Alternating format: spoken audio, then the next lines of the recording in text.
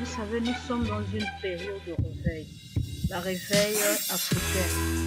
Vous savez, dans la vie, quand quelqu'un souffre beaucoup, hein, il y a toujours une période qui a comme une sorte d'apogée et que vous ne pouvez pas dépasser, quoi. C'est comme un threshold. C'est-à-dire que c'est le maximum, en fait. Et après, c'est comme la pente qui descend. Donc, ce qui se passe, la souffrance du peuple noir a atteint des degrés qu'on ne peut pas aller au-delà de ça. C'est terrible, hein? C'est vraiment terrible. Si Dieu te prend, te fait planer sur toute l'Afrique, surtout l'Afrique bantou, ben, tu peux tomber dans les pompes. Vous vous rappelez comment souvent Daniel tombe dans les pompes en voyant le Seigneur et tout, hein, Jean et tout ça. Tu vas tomber dans le pompe si Dieu te montre comme Ézéchiel, l'Afrique bantou. Tu vas vraiment vouloir mourir. Donc, cette souffrance atteint des degrés. Donc, maintenant, le diable sait que, prophétiquement parlant, il y aura une période où le peuple bantou va se réveiller. Parce que cette souffrance réveille l'homme, en fait. Tu commences à chercher Dieu autrement, quoi. Tu te rends compte que tu étais dans des illusions avec le christianisme, qu'on te racontait des conneries, des bêtises, dans des futilités. La vraie vie se passe ailleurs. Et il y a des atrocités, des choses vraiment bizarres qui se passent, qui sont en décalage avec ce qu'on te raconte dans les églises, en fait. Donc maintenant, tu commences à chercher Dieu autrement parce que vraiment, ça craint, quoi. Et c'est là que tu découvres. Donc, qu'est-ce qui se passe? Ce diable, sachant que l'homme noir va vraiment commencer à chercher véritablement Dieu et non ce qu'on lui a présenté sur le plateau comme étant la vérité sur une assiette, et bien le diable savait que cette période venait parce qu'elle est prophétique, elle est même écrite. Elle est écrite parce que Dieu avait dit qu'un temps il va réveiller ses enfants. Ils reconnaîtront parce que le Seigneur avait dit à Ézéchiel, je pense que il va leur cacher son nom et il va aussi leur faire oublier leur héritage. Qu'est-ce qui se passe? Donc, le diable sait qu'il y avait une période qui va venir où ce peuple va se réveiller. Le diable se préparait, hein, à toute chose, toute période prophétique. Le diable a toujours son agenda. Donc, si c'est une période où Dieu dit le peuple doit dormir, le diable va faire le contraire, va vouloir réveiller le peuple. Quand Dieu dit le peuple se réveille, le diable va vouloir le faire dormir. Donc, maintenant, le diable, sachant que Dieu veut libérer son peuple et que Dieu voulait que les Bantous sachent qui ils sont, et bien, le diable les a concocté des recettes terribles telles que des trucs retour à la spiritualité négro-africaine. Dedans, il faut faire très attention. Très, très attention parce que dedans, il faut l'esprit de discernement en fait. Amen. Et nous savons que nous prions le Dieu créateur du ciel et de la terre. Et dedans, quand vous allez écouter ça, vous allez commencer à voir, par exemple, ce monsieur, si je vous mets, et quelques temps après, vous allez voir, c'est les photos d'Isis qu'on commence aux Osiris, tous ces dieux égyptiens-là qui ne sont pas le Dieu créateur du ciel et de la terre. C'est vraiment donc autre chose. Mais on va vous dire que c'est la spiritualité africaine. On n'a pas besoin de beaucoup. On sait déjà qu'il y a quelque chose qui ne tourne pas rond. Hein? Vous comprenez? Beaucoup vont vous dire que Isis, c'est ça votre mère, et que Dieu, Horus, hein? On a pris l'histoire de Jésus, c'est un copyright, un plagiarisme de Jésus. Beaucoup de choses, je rencontre beaucoup de gens qui me parlent de ce problème. Et je viens dire au peuple bantou de faire attention. Attention, nous sommes les vrais Hébreux. L'histoire de la Bible là est une histoire vraie. Plagiat, oui, pas que modifié, oui, hein, mais elle n'est pas fausse. Nous vivons les prophéties qui s'accomplissent devant nos yeux. Nous attestons que Dieu est véritable. Nous attestons que Christ est véritable et qu'il était bantou et qu'il est venu sauver le peuple bantou et qu'il reviendra. Donc, on doit faire attention, on doit retourner à la spiritualité africaine tout en tenant compte que ces livres parlent de nous et que nous adorons le Dieu créateur du ciel et de la terre et qui ne sont pas ces divinités-là, qui sont même adorées dans la franc-maçonnerie.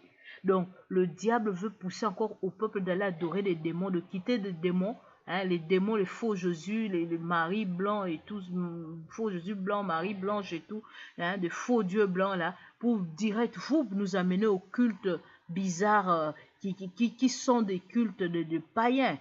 Quand vous lisez les Écritures, vous allez voir quand le peuple bantou sortait. En Ézéchiel, je pense, je vais mettre le passage en bas, Dieu leur dit comme ça.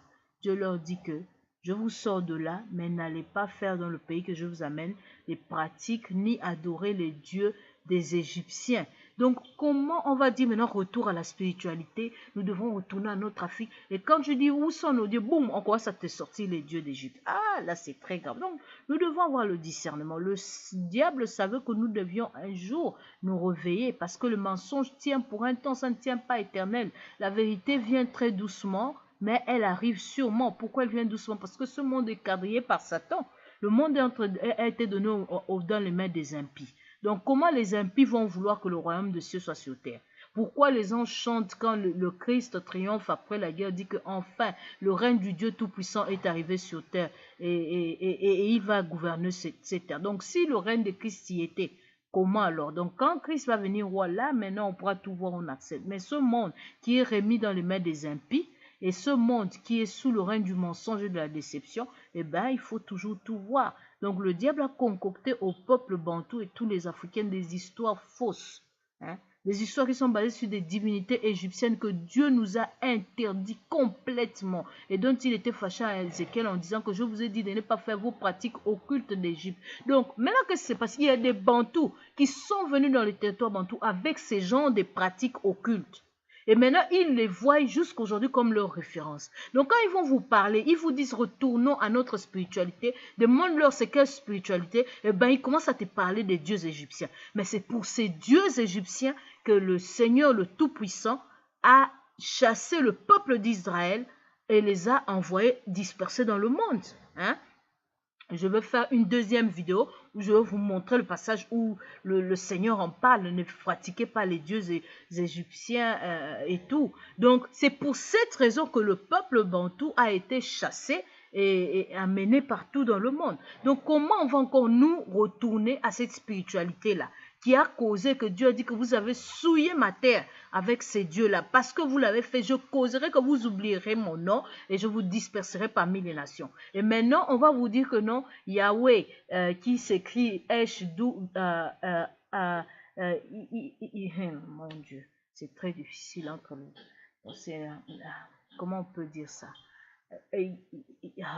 Ok, vous le savez, le 4 lettres de Dieu, Y, H et tout, W, H, vous savez ces lettres-là. Donc maintenant, vous savez, ça s'appelle Yahweh.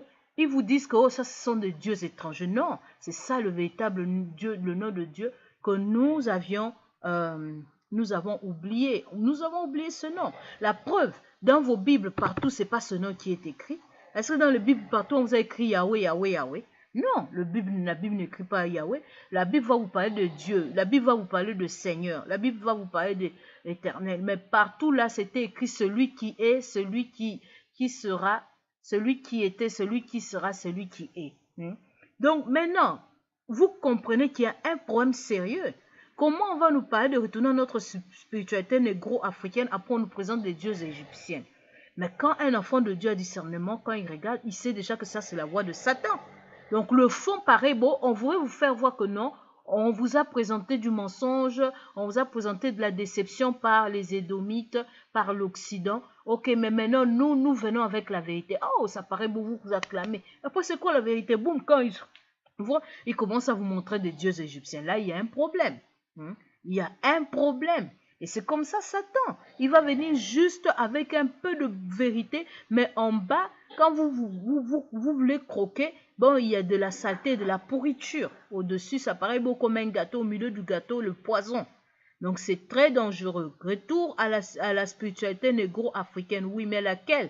La spiritualité qui consiste à élever Yeshua comme étant notre sauveur, mais pas un Yeshua blanc, pas s'imaginer le Bouja, mais s'imaginer le véritable Messie qui était africain, noir.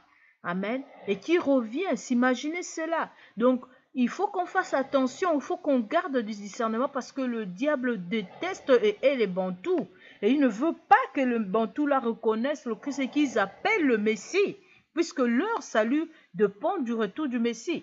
Tant qu'ils sont à l'aise, qu'est-ce que le Seigneur dit? Celui qui n'a pas besoin du médecin n'écrit pas au médecin. Celui qui est malade, crie au médecin. Maintenant que je comprends toute histoire bantou, mes prières sont tout autres parce que notre Seigneur nous a bien montré. Vous priez, vous ne recevez pas parce que vous priez mal. Avant, on passait des choses à demander à Dieu pour exceller dans la société matérialiste de Satan qui est en place. Mais maintenant, on commence à demander à Dieu que, on sait que c'est nous, ton peuple, tu nous avais punis, pardonne-nous et aide-nous et restaure-nous. On comprend que c'est une anomalie. Quand on nous parle de disperser, on peut